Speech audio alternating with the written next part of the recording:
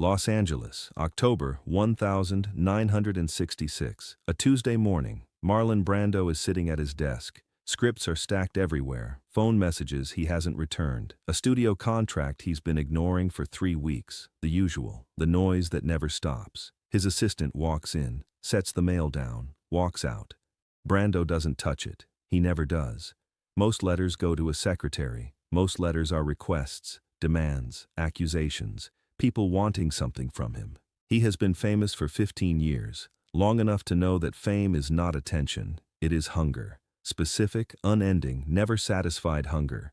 People write to Stanley Kowalski. They write to Terry Malloy. They write to the face on the poster. Almost nobody writes to a person. He can tell the difference immediately. This one is different. Someone has written his name on the envelope by hand, slowly, carefully, like every letter costs something. He picks it up. He reads it once, then again. Then he sets it down and stares at the wall for a long time. Outside, Los Angeles does what it always does. The lot hums. A car honks somewhere on the boulevard. Someone down the hall laughs too loudly at something that probably isn't funny. The world keeps moving forward. Brando doesn't move. The letter is from a woman named Dorothy Haynes. She is 53 years old. She lives alone in a small house in Akron, Ohio. Stage 4 lung cancer. Doctors have given her 4 months. Maybe less. She is not writing to ask for money. She is not writing to ask for an autograph. She is not writing because she wants anything at all. She is writing because she wants him to know something. She writes that she saw a streetcar named Desire in 1951. She was a young woman then. She had just lost her husband. She sat in a dark theater, completely alone, convinced that no one in the world understood what real pain felt like. And then Marlon Brando walked onto that screen. And for the first time in 2 years, she felt less alone.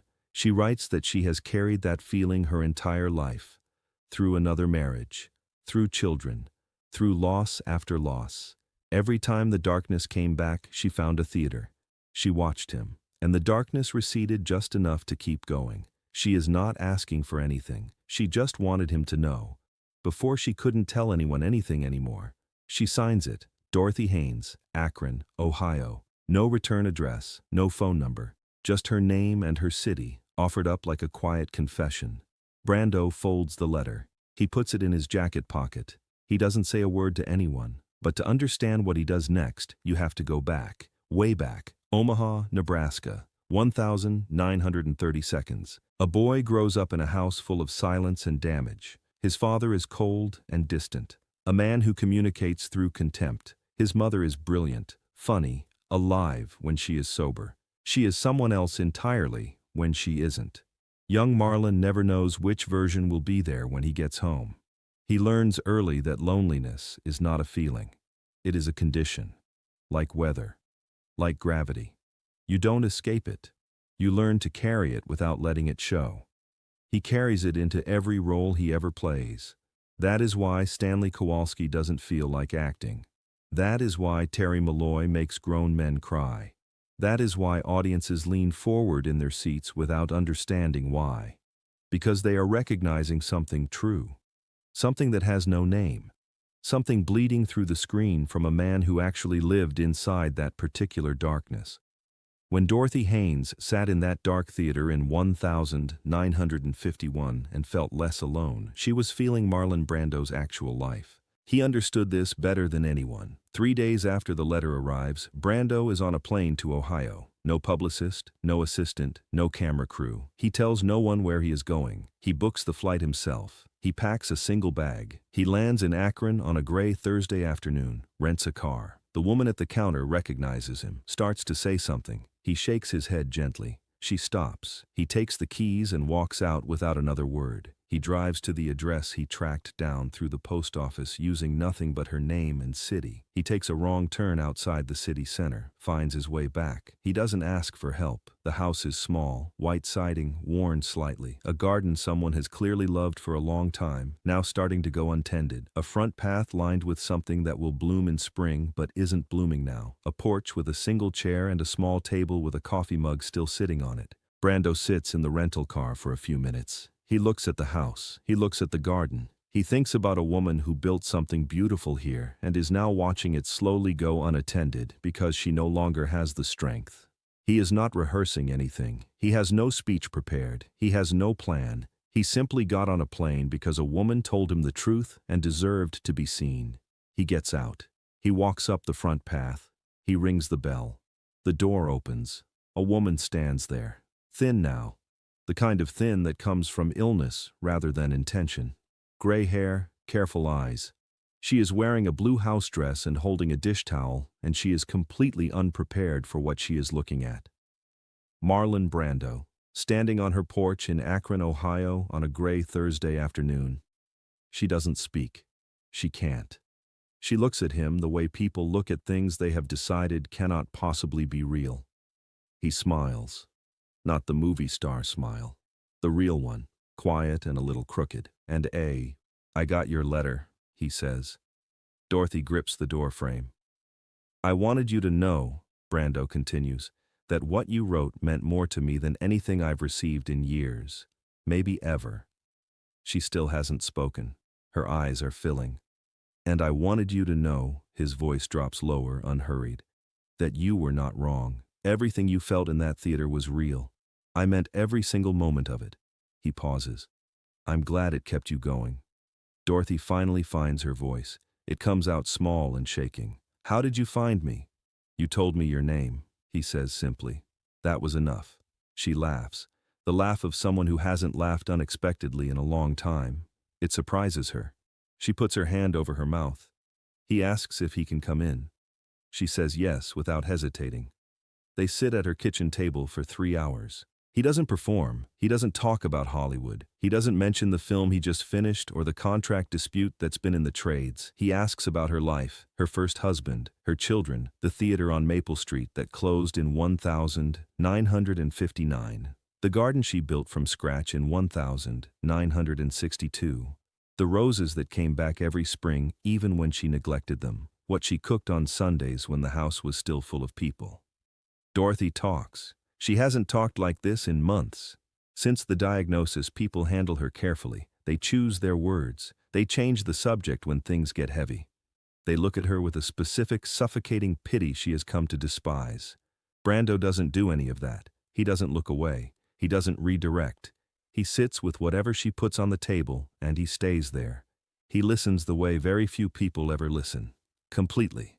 Without waiting for his turn to speak. Without preparing his next sentence while she is still finishing hers. At some point, Dorothy makes coffee. Her hands are shaking slightly, but she makes the coffee. They drink it while the Ohio afternoon goes gray outside the window. Before he leaves, Brando takes a piece of paper from his pocket. He writes a phone number on it. He slides it across the table. If the nights get hard, he says, call that number. Someone will always pick up. Dorothy looks at the number, then at him. That's your number, she says. Not a question. Yes, he says. He leaves just before dark. Dorothy stands on the porch and watches the rental car until it disappears around the corner. Then she goes inside. She sits back down at the kitchen table. She puts her hand flat on the piece of paper. She does not cry until she is completely alone. Then she cries for a long time. Nobody in Hollywood knows this happened. Brando tells no one. No press release. No carefully timed interview. No leaked story designed to improve his image after a difficult stretch. No manager calling a journalist. Nothing. He gets back on a plane. He returns to Los Angeles. He picks up the unanswered messages on his desk. He reads the contract he's been avoiding. He makes the phone calls he's been putting off. He never mentions Dorothy Haynes to anyone. Not once. Not ever. The world goes on thinking it knows who Marlon Brando is. But here's what the world never finds out. Not for years. Dorothy Haynes lives for 14 more months. Not 4. 14. She calls the number twice. Both times he picks up. Both times they talk for a long time about nothing in particular. Her garden, an old film she watched on television, the way the light looked on a certain morning. She tells her daughter about the visit in the final weeks of her life. She tells her in detail, the rental car, the blue house dress, the coffee, the piece of paper. Her daughter sits quietly and listens to all of it. Then her daughter says, "Mom, that didn't happen." Dorothy reaches into the drawer of her bedside table. She takes out the piece of paper. She holds it up. Her daughter goes very still. She takes the paper. She looks at the number. She looks at her mother. She doesn't say anything for a long time. She keeps the paper. When she finally finds the courage to call it, years later, the line is disconnected. Brando has been dead for 2 years, but she keeps the paper.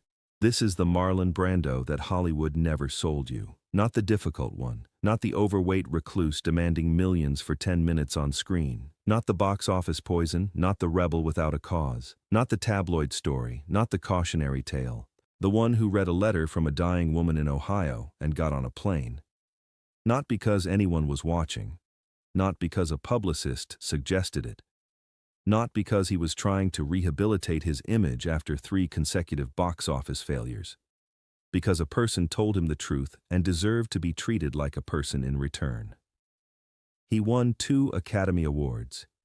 He walked away from one of them on live television and sent a Native American activist to reject it in his place while an audience of thousands booed. He changed the entire language of screen performance. He gave Robert De Niro and Al Pacino and Jack Nicholson a vocabulary they still use today. Directors who never met him still study his silences, still try to understand how a man could make stillness feel like a storm gathering just off screen.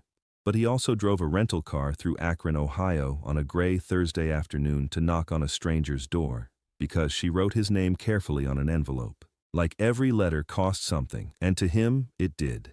Think about what that means for a moment. This is a man at the exact midpoint of his career. He is not at his peak. He is not riding a wave of goodwill. He is between the enormous early success and the great comeback still years away. The studios are frustrated with him. The press thinks he is wasting his talent. The industry has already started writing the first draft of a cautionary tale with his name at the top. And in the middle of all of that, he reads a letter from a woman in Ohio and quietly gets on a plane. No calculation, no strategy, no awareness of how it might look. Just a person who understood, more than almost anyone alive, what it felt like to need something true and not be able to find it. He found it in a theater as a young man in New York, in a classroom where Stella Adler taught him that acting was not pretending but remembering.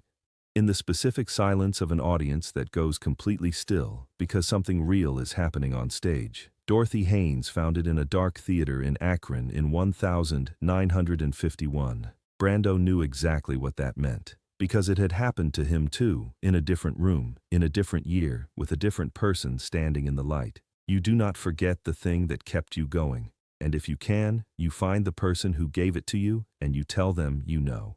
That is what he did. In every photograph taken of Marlon Brando in his later years, you see the same thing. Heavy-lidded eyes that have seen too much, a mouth that carries the ghost of a smile he rarely let out, a face holding an ocean of things he chose never to say. He looks like a man who kept 1,000 secrets. Most of them were like this one. Do not follow the rules, destroy them. If this story moved you, subscribe. Leave a comment with the word Dorothy if you made it this far. Hit the notification bell. The legend is not over. It never will be.